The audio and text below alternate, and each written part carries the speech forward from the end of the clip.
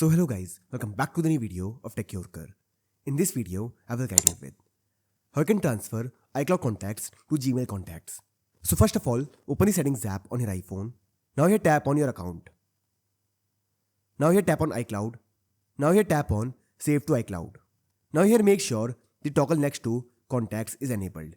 Now once you do this, go back to the home screen. Now open the contacts app. Now here head back. And here you will see your iCloud contacts. Long press on it. Now here tap on export. Now here tap on the stick option. Now here tap on save to files. Now here select the location to which you want to save the file. For example, I have selected on my iPhone. Tap on save.